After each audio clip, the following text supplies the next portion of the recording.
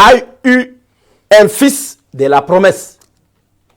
Et ce fils de la promesse devrait être celui qui apporterait la consolation de Sarah, parce que Sarah pleurait. C'est pour ça que la parole de Dieu dit, ce fils s'appellera la consolation. Amen. Ce fils s'appellera la consolation. Je suis en train de les sourires, c'est-à-dire la joie.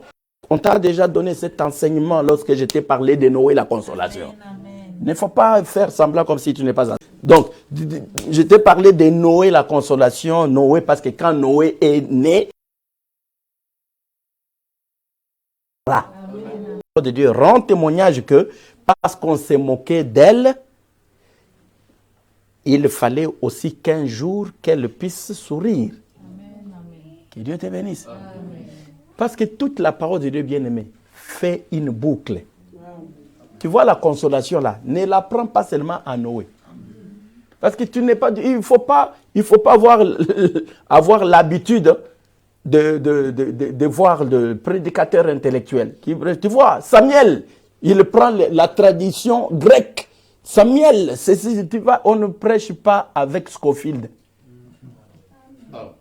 Que Jésus te bénisse. Amen. Tu vois, Samuel, la signification du nom Samuel, en hébreu, l'étymologie. Non, on n'enseigne pas comme ça. C'est pourquoi Dieu dit ceci. J'ai entendu, les cris de mon peuple sont montés jusqu'à moi.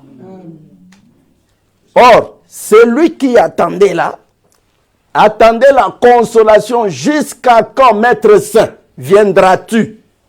Or, quand il vient, il faut d'abord qu'il y ait une procédure. La procédure, là je t'ai déjà parlé de la fraude. Voilà un Israélite dans lequel il n'y a pas de fraude. C'est-à-dire, là, il s'agit d'une partie d'Israël qui, même jusqu'à aujourd'hui, attend la venue du Seigneur. Amen. Que Jésus-Christ te bénisse. Parce que cela aussi s'enseigne parce que, regarde ce qui va se passer. Il y a Nathanaël qui reste encore de l'autre côté, n'est-ce pas? Il y a déjà Philippe qui a écouté. Philippe aussi représente les besoins. Que Dieu te bénisse. Philippe, là qui est allé, Nathanaël vient voir. Il représente aussi les besoins. Parce que les pierres sont déjà dans l'enlèvement. Parce qu'ils sont déjà avec l'époux. Que Jésus te bénisse. Ils sont déjà avec l'époux. Et quand il va rentrer, pendant que les autres ont déjà vu le Seigneur, c'est pour ça qu'il dit que tu n'as pas encore vu. Parce que je t'ai dit que je t'ai vu alors que tu as été sous les figuiers. Maintenant, tu as cru. Or, qui est celui qui croit? Celui qui croit et qui dit, mon Seigneur et mon Dieu, il s'agit de Thomas. C'est Thomas, c'est-à-dire, c'est l'image d'Israël ayant rejeté la loi. C'est pourquoi il commence d'abord par dire, peut-il venir quelque chose de bon de Nazareth? Amen. Il est Israël qui nie la résurrection de Christ. Amen. Et pendant ce temps qu'il est en train de nier la résurrection de Christ, il y a ceux qui croient déjà cette résurrection, qui sont avec lui. Mais lui dit que, peut-il venir quelque chose? Quand il s'élève, le mouvement de s'élever là, c'est ce que l'on appelle la repentance. Amen. Amen. C'est pourquoi il y a deux mouvements. Il nie, mais il finit par s'élever. Quand il finit par s'élever, il n'a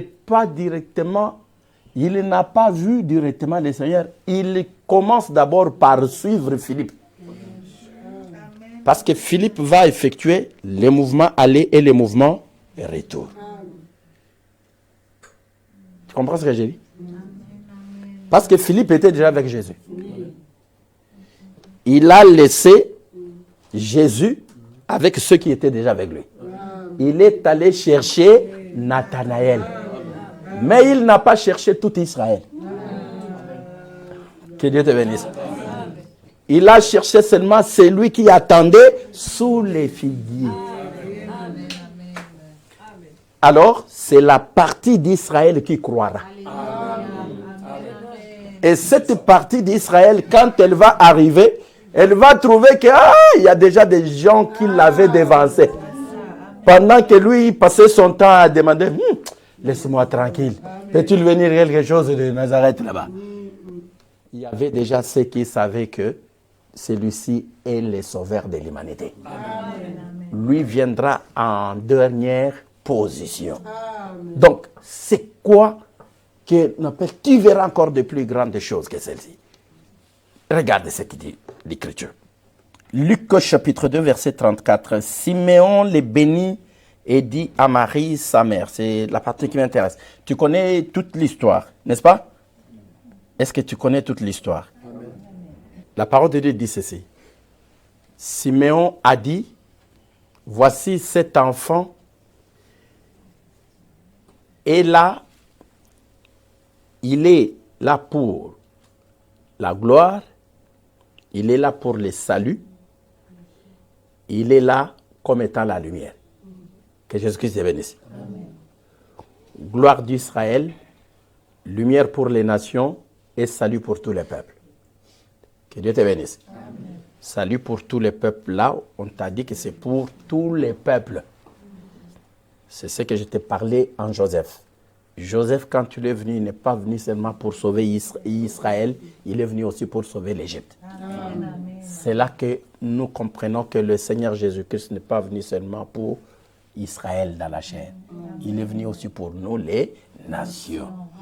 Mais nous, notre facilité, c'est que nous avons cru sans poser la question, peut-il venir quelque chose de bon de Nazareth? C'est ça notre différence. Est-il que nous avons cru sans discuter? Il y a ceux qui aiment discuter. Vous savez, il y a d'autres personnes, tu discutes avec, oh, lui est intouchable. Parce que tu sais, nous, dès que tu refuses de croire, tu n'as pas une deuxième chance. Mais Israël, c'est la femme privilégiée. Donc, Israël, c'est la femme privilégiée. C'est ce que j'ai parlé avec l'homme de Dieu. Je lui dis aujourd'hui que, tu sais, la différence entre une femme mariée et une prostituée. La femme mariée, même si il se chamaille, il sait que cette personne peut partir, il suffit que moi j'ai m'humilie, la personne va revenir. Que Jésus te bénisse. Mais la prostituée n'a pas cette chance-là. Voilà. Conformément à la parole, il ne faut pas dire, oh, je l'ai déjà vu dans le monde. Le monde, ce n'est pas mon problème. Que Jésus te bénisse. Moi, quand je parle, je suis dans la folie de ma connaissance. Amen. Je ne suis pas dans ce qui se passe ou ceci, cela. Non. Moi, je suis dans la perfection. La perfection, c'est que la femme dont je parle, c'est Israël. Amen. La femme, c'est Israël. Donc, Israël dit, de toute façon, tu m'as fatigué, si tu veux partir, tu n'as qu'à partir. Elle sait que cet homme ici va se souvenir de l'amour du premier jour. Parce que l'Écriture dit, tu ne dois pas oublier le premier amour. Tu n'oublieras pas la fiancée de ta jeunesse. C'est pour te dire que nous, là, on peut faire tout ce qu'on peut vouloir. Il faut dire que c'est parce qu'on n'est pas frappé par le soleil. Amen. Le soleil n'existe pas, le soleil est arrêté. Amen. Que Dieu te bénisse. Est-ce que tu comprends pourquoi l'amour de Dieu ne vieillit pas? Amen. C'est parce qu'il arrête le temps. C'est pourquoi son amour ne vieillit pas. C'est pour pas dans les pièges de Exode 21. Donc, tu ne retrancheras rien. À la nourriture, au droit conjugal et aux vêtements. Que Jésus-Christ te bénisse. Donc, pour que cela se fasse, il faut que le temps soit suspendu. C'est ça le secret. Sinon, quand il va revenir, mais comment tu veux revenir 30 minutes après? D'habitude, tu n'es pas là à 7 heures. Tu veux sortir? Est-ce que je t'ai sorti? Moi, je suis toujours avec toi ici. Je suis sorti, je suis allé où? Que Jésus te bénisse. Jusqu'à ce que la victoire soit proclamée. Amen. Tu sais seulement cette portion de l'écriture-là empêche la polygamie dans des églises des saints. Que Dieu te bénisse. Un jour seulement que quelqu'un arrive même à l'interpréter mal. C'est fini, tout le monde prend autant de femmes qu'il veut. Mais comme ça bloque là, parce que tu ne vas pas, il faut seulement faire marcher le soleil. Il faut faire marcher le soleil. Mais comme tu ne peux pas le faire marcher, parce que le chandelier est toujours fixe. C'est ça le problème. Tu comprends ce que j'ai dit? Bon, je t'ai enseigné ça de toute façon. Alors, l'Écriture dit ceci, que lorsque Moïse arrive en Israël, il doit trouver qu'Israël a l'envie. Cette envie-là est due à quoi? Cette envie-là est due à la fatigue. Que Jésus-Christ te bénisse. Cette envie est due à la fatigue. J'étais en train de te lire Luc, chapitre 2. Nous disons ceci. Siméon le bénit et dit à Marie, sa mère, voici celui-ci est destiné à être une occasion de chute et de relèvement pour plusieurs en Israël et à être un signe auquel on contredira. Et toi-même, une épée te transpercera l'âme afin que les pensées du cœur de plusieurs soient révélées. Que Jésus-Christ te bénisse. Amen. Je suis en train de te parler des choses qui précèdent l'échelle. Parce que l'Écriture dit ceci. Parce que tu as vu ces choses, tu as cru. Tu verras encore de plus grandes choses. Et les plus grandes choses, c'est alors. Regarde comment cette femme-là a souffert. Regarde cette femme-là, comment elle a souffert. J'avais parlé de ça à mon frère à Abidjan. Je dis que même Jésus a uni une famille. En vérité, Jean et Marie ne se connaissaient pas. Ils sont allés à ce qui se passait.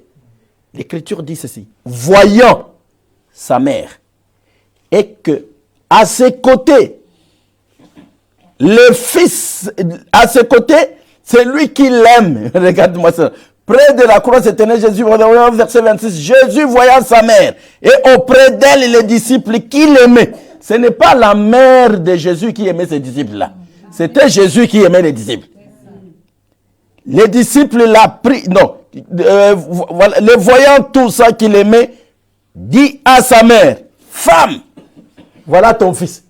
C'est-à-dire, celui qui est à tes côtés là, devient ton fils. Puis il dit aux disciples, voilà ta mère. Que Dieu te bénisse. C'est-à-dire que j'avais pris cette écriture pour dire que même Jésus a mis sa mère en sécurité. Que Dieu te bénisse. Amen. C'est-à-dire que cette écriture te dit, Jésus savait que c'est moi qui prenais soin de ma mère. Maintenant que je suis en train de mourir, je ne peux pas laisser ma mère sans garantie. Que Dieu te bénisse. Amen. Vous les enfants qui me suivez. Même Jésus, il n'a pas spiritualisé ça. Même Jésus n'a pas spiritualisé ça. Il a vu l'Écriture, voyant sa mère, il a dit à sa mère, mère, voilà ton fils. Il ne commence pas, fils, voilà ta mère. Non, il dit, mère, voilà ton fils. Et toi, voilà ta mère. À partir de cet instant, l'Écriture dit ceci, verset 27. Et dès ce moment-là, on n'a pas dit depuis ce jour-là. Non. À partir de ce moment-là, les disciples l'ont pris chez lui. Donc Marie est morte, étant prise en charge par un autre fils, par un autre Jésus. Que Dieu te bénisse. Amen.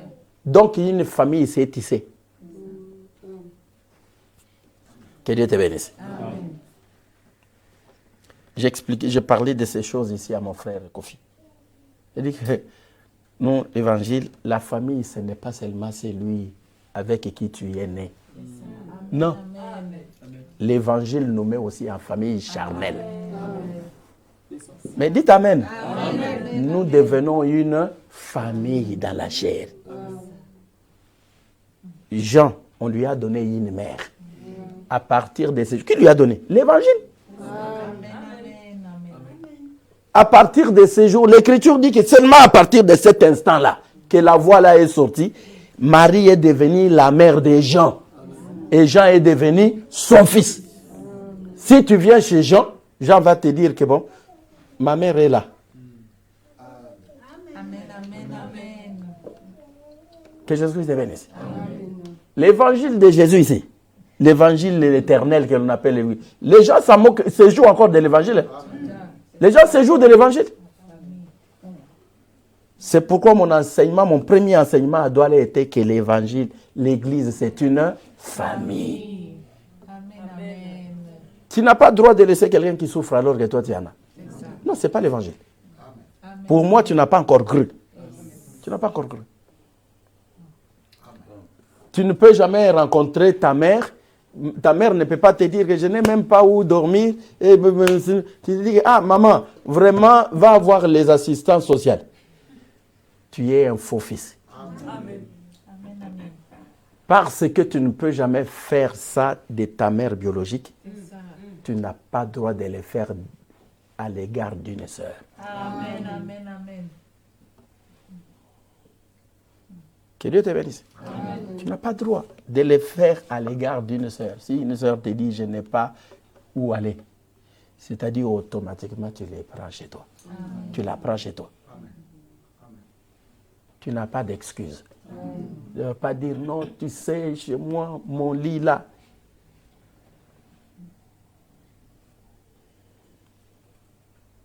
Parce que, bon, j'aime beaucoup la doctrine, moi. Parce que de toute façon, si tu n'aimes pas la doctrine, c'est que tu n'as pas de quoi manger. J'ai commencé par là que c'est ton pain. Amen. C'est ton pain. Tu es obligé d'en manger. Tu es obligé d'en manger. Parce que tu peux beau crier, mais si tu ne connais pas ces choses ici, c'est que tu ne connais pas l'évangile. Tu ne connais pas l'évangile. J'ai été seulement attiré par cette chose-là que voici ta mère. Voici ton fils. Quelqu'un qui était parti sans quelqu'un. Imagine-toi si tu es marié à une païenne. C'est qui ça? Elle rentre quand? Moi, je te mets dehors.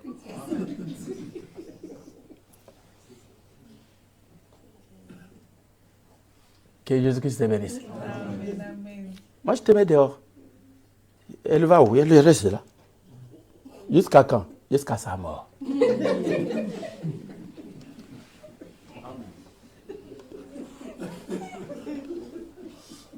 Que Dieu te bénisse. Jusqu'à sa mort. Peut-être c'est toi qui mourras avant. Tu vas la laisser là. C'est bien de prêcher, mais prêche l'évangile tel qu'il est. C'est le vivre là qui est un problème. Parce que l'écriture demeure. L'écriture ne te laissera jamais libre, Kaleng. Jamais. Kaleng, c'est Justin. L'écriture ne te laissera jamais libre. L'écriture, elle s'accroche à toi. Tu ne peux pas t'en séparer. C'est pourquoi le Seigneur a prêché sur l'aîné. Tu sais l'aîné? Il est placé là pour que tout œil puisse toujours le voir. Un jour, je t'enseignerai sur l'aîné. Que Jésus te bénisse. Tu vas les voir. Or, c'est par là. Ce que tu vois tous les jours là, c'est par là que passe le souffle de ta vie. Que Jésus te bénisse. Ce n'est pas pour rien que Dieu l'a placé là. Pour que tu puisses toujours les voir. Que tu les veuilles ou pas. Tu sais, l'évangile est une imposition. C'est une imposition. Il n'y a personne qui... Moi, si vous me demandez que voilà ce qui t'attend, moi je n'aurais pas cru. Et surtout, je ne serais jamais devenu prédicateur. Parce que s'il y a des gens qui souffrent à pouvoir mettre la parole de Dieu en pratique, ce sont les prédicateurs. À moins que tu sois prédicateur aventurier, comme tous les aventuriers qui inondent notre monde aujourd'hui. Alors, regarde. Ma fille Judith m'a dit que papa, toi aussi la bouche. Mais c'est tout ce que Dieu m'a donné. Que Jésus-Christ te bénisse. C'est tout ce que Dieu m'a donné. Quelle est la bouche là? Quelle est la bouche? C'est toujours par cette bouche-là que des multitudes seront sauvées. Amen. Que Jésus-Christ te bénisse. Amen. Toujours par cette bouche-là. Moi, j'ai dit à Jean-Jacques aujourd'hui, d'ailleurs, vous saluez au nom de Jésus. Amen. Il est arrivé à Goma aujourd'hui. Et demain, il passe à Bukavu. Il commence aussi le travail là-bas. Que Jésus-Christ te bénisse. Il faut beaucoup prier pour ceux qui se déplacent pour la bonne nouvelle. Amen. Si le Seigneur nous est favorable, l'apôtre Dieudonné arrive ici le 23. Amen. Le 23, c'est quand? Le 24, le 24. Ah oui, oui. Oui. Il va arriver. Il va continuer avec les mamelles. Que Jésus-Christ te bénisse. Que Dieu te bénisse. Il va te dire que tes mamelles sont un tour, sont comme une tour. Il ne faut pas avoir une mamelle grosse et une mamelle petite. Que Jésus-Christ te soit favorable. Amen. Que Dieu te bénisse. Amen. Non, moi j'aime mes frères. Amen. Ce sont des vaillants. Amen. Gloire te soit rendue. Amen. Ô toi Seigneur qui es glorieux et béni. Je suis très content. Ce ne sont que des bonnes nouvelles. Amen. Alors, je t'ai parlé de ces gens qui est revenu avec une mère qu'il n'avait pas calculée. Avec cette mère-là qui est rentrée avec un fils qu'elle n'avait pas mis au monde. Donc la croix les a unis. Que Jésus-Christ te bénisse. Amen. Que Dieu te bénisse. Amen. Giovanna, tu aimes l'évangile, hein? De toute façon, personne ne peut discuter avec toi, hein, parce qu'on sait comment tu t'es battu. Que Dieu te bénisse, ma fille. Amen. Tu es vaillante, ne t'en fais pas. J'ai toujours été fier de toi, même si j'étais gronde. Que Jésus-Christ te bénisse. Amen. Que Dieu te bénisse. Amen. Ah, moi, tu ne te joues pas d'elle. Hein? Non, on ne se joue pas de telle personne. Amen. Que Jésus-Christ te bénisse. Amen. Oui. Il faut savoir que nous sommes les enfants de Dieu. C'est nous qui avons l'évangile. L'évangile, c'est nous qui l'avons. L'évangile n'est pas partout. Ceux qui l'ont, ils n'ont qu'à rendre témoignage de ce qu'ils ont. Mais nous rendons témoignage de ce que nous avons. Nous avons la chose que tout le monde cherche. L'évangile, pas de blabla. Que Dieu te bénisse. Amen. Que Dieu te bénisse. Amen. Alors, regarde ce qui se passe. Ici, je t'ai amené ici pour te parler de Luc chapitre 2. Luc chapitre 2 te dit quoi? Luc chapitre 2 te dit que l'épée va traverser, l'épée va te percer, afin que les pensées de plusieurs soient dévoilées. Que Dieu te bénisse. C'est quoi les pensées de plusieurs? Je suis en train de te parler toujours de Nathanaël. Que Dieu te bénisse. D'où me connais-tu? C'est pour ça que je t'ai amené dans Luc. Parce que Jésus est venu pourquoi? Jésus est venu afin que les pensées de plusieurs soient dévoilées. C'est quoi le dévoilement des pensées?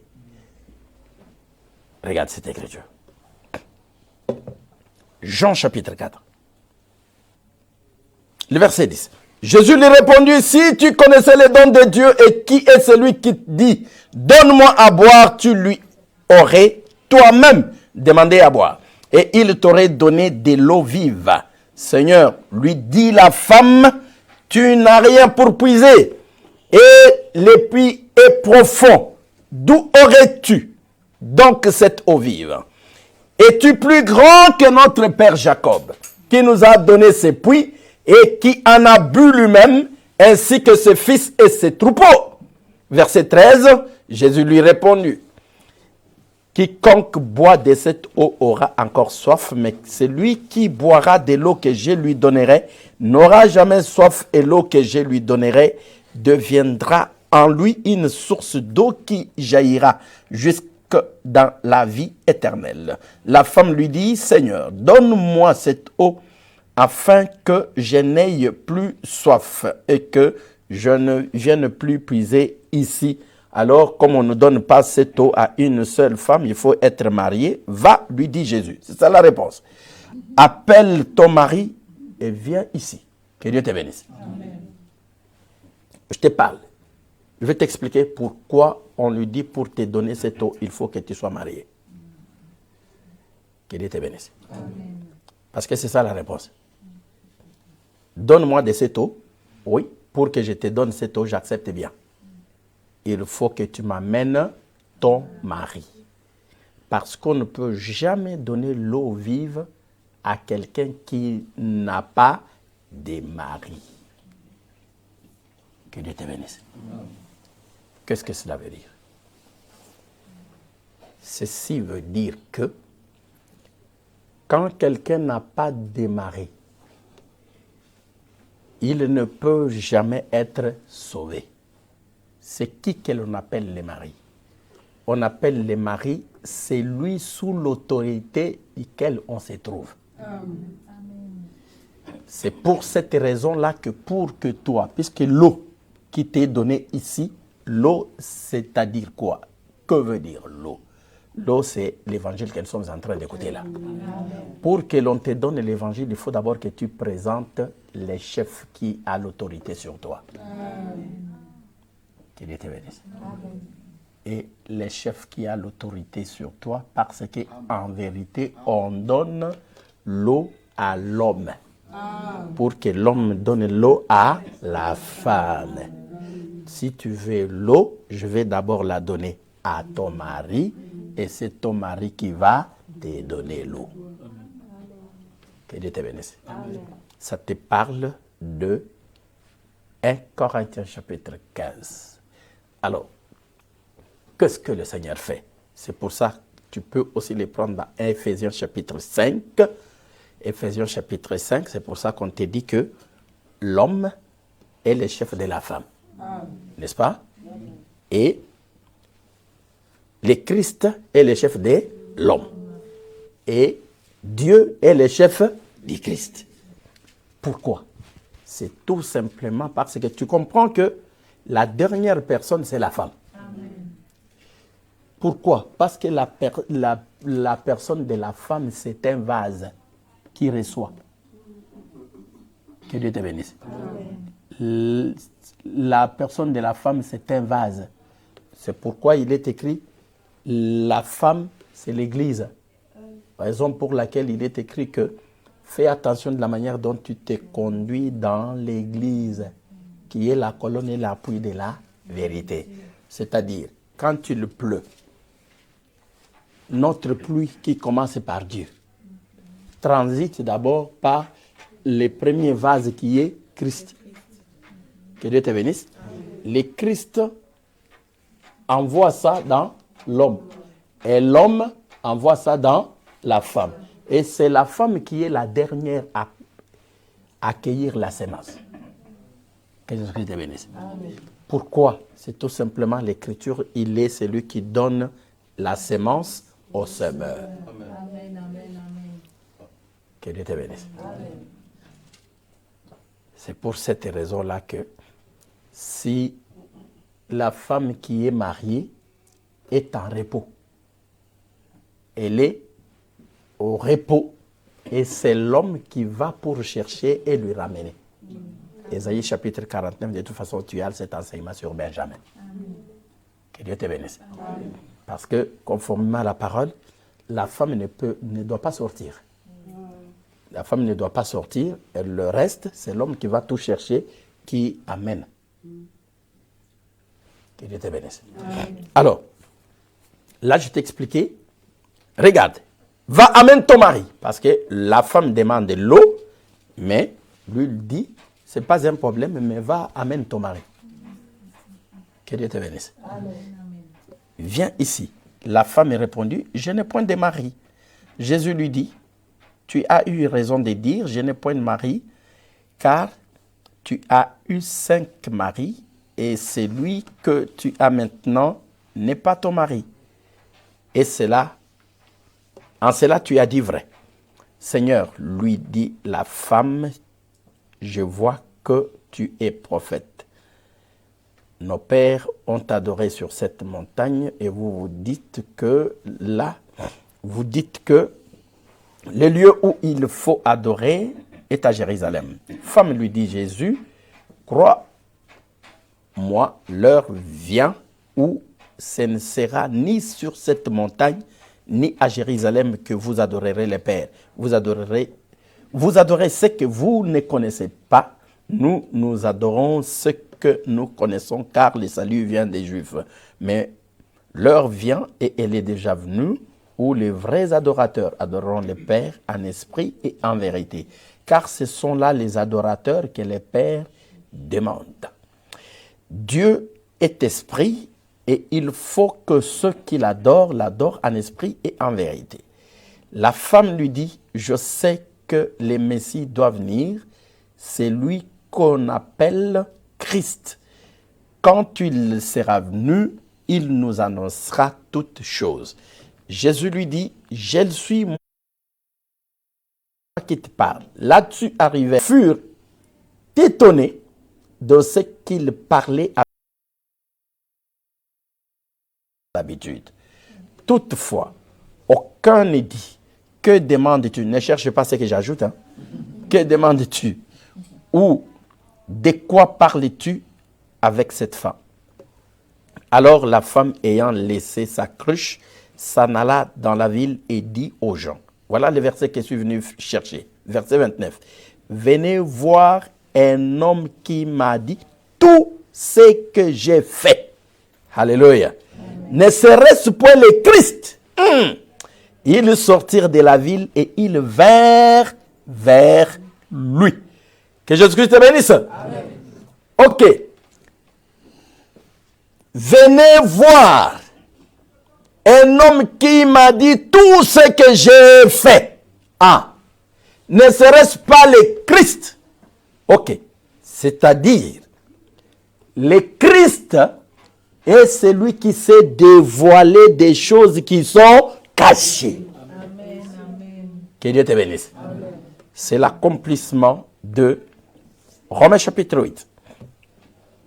Romains chapitre 8. Je suis très lent. Que Jésus-Christ te bénisse. Amen. Mon objectif est d'enseigner pour que tu comprennes. Je suis en train de t'enseigner.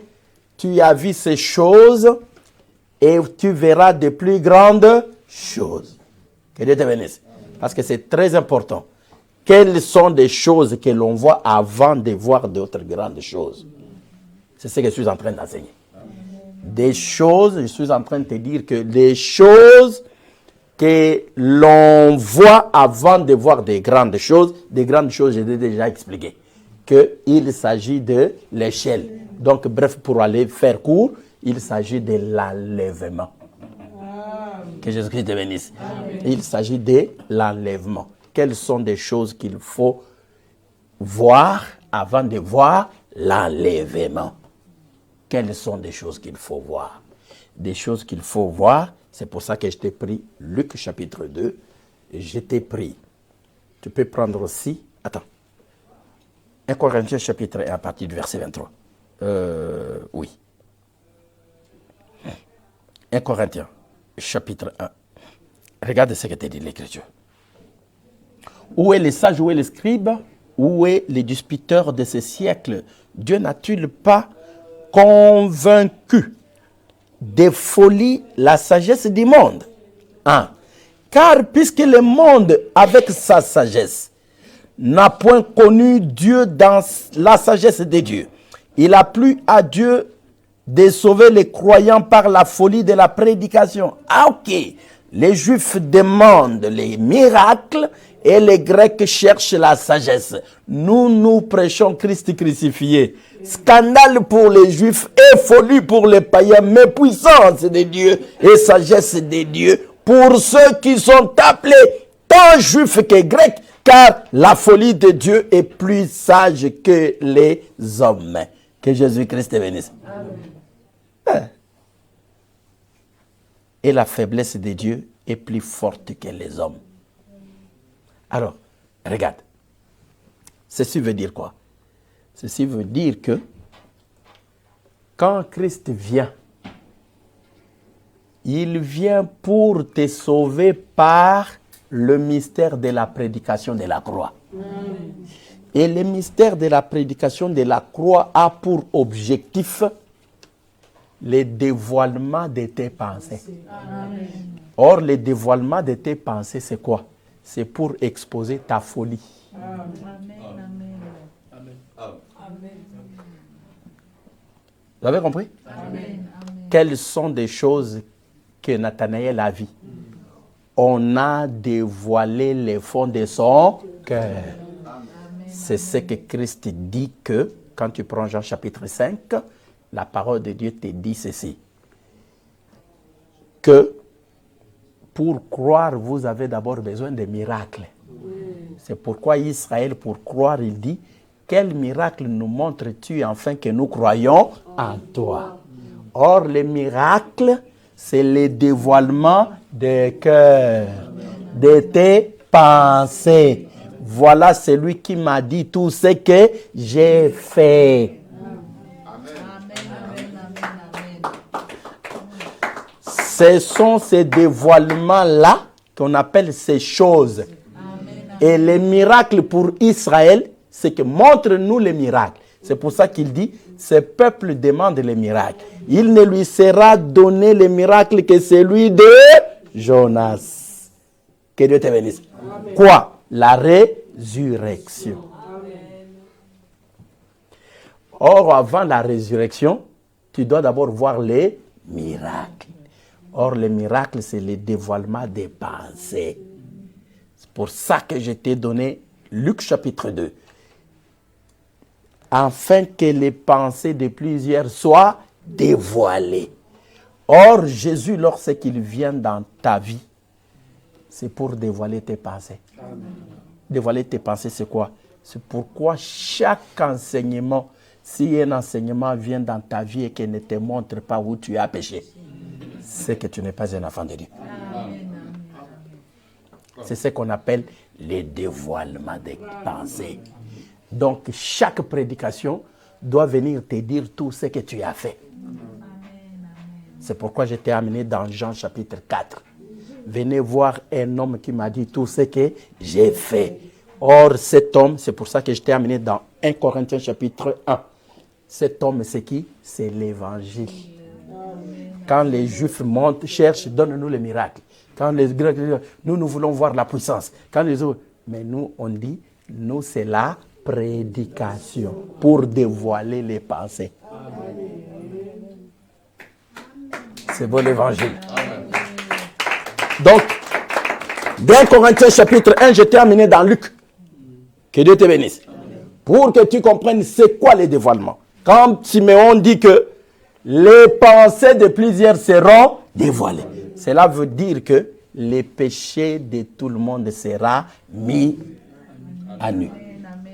Voilà pourquoi l'Écriture dit, le Saint-Esprit vient pour condamner les péchés. Chaque prédication est là pour pouvoir dévoiler tout ce que tu as fait. Amen. C'est pourquoi je te dis toujours, tu peux mentir tout le monde, tu peux te tromper à qui tu veux, sauf à ta conscience. Amen. Pourquoi? Parce que tu as des pensées.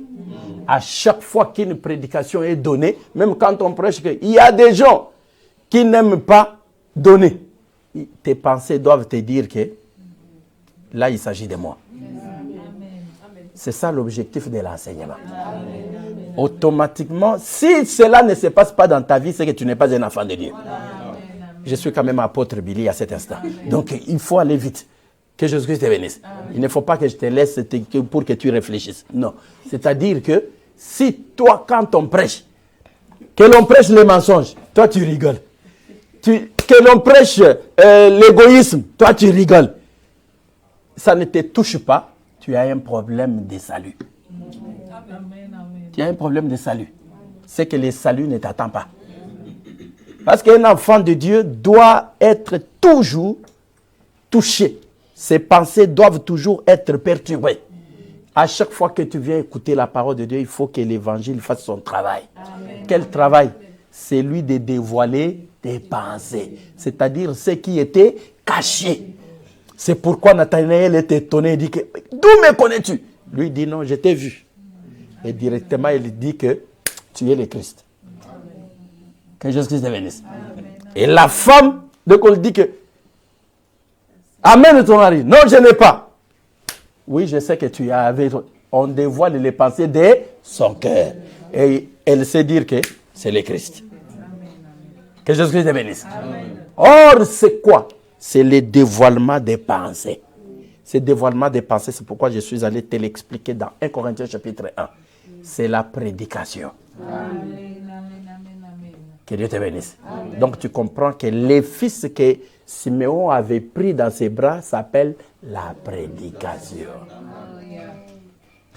Que Jésus-Christ te bénisse. Amen. Il avait dans ses bras la prédication.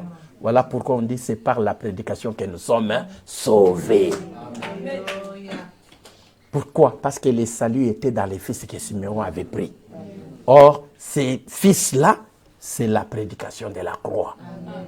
Qui vient pour pouvoir nous mettre à nous-mêmes. Parce que l'évangile est là pour te demander, est-ce que tu comprends? L'évangile est là pour pouvoir te dire, est-ce que tu comprends que tu es dans le péché? C'est l'évangile qui te dit, répands-toi. C'est l'évangile qui te dit que persévère. C'est l'évangile qui te dit, non, adoucis-toi. C'est l'évangile qui te dit, réveille-toi. C'est lorsque tu vois toutes ces choses-là que tu vas dire, vraiment, cet homme ici m'a vu. C'est là que tu peux espérer voir. Donc, j'interprète l'écriture qui dit, et tu as vu ces choses, tu es étonné. Parce que je t'ai dit tout ce qui se passe en toi. Mais, comme tu l'as fait, comme tu es maintenant sûr que je suis le Christ, maintenant tu vas voir des plus grandes choses. Quoi? L'enlèvement. Pour te dire que pour que tu sois sauvé, il faut que le Christ soit la lumière dans ta vie. Amen. Pour que rien ne reste caché dans ta vie. Un enfant de Dieu doit savoir où est-ce qu'il est dans le noir pour que la lampe de Dieu vienne l'éclairer. Amen. Quand tu marches de cette manière-là, tu seras sauvé. Amen. Que Dieu te bénisse.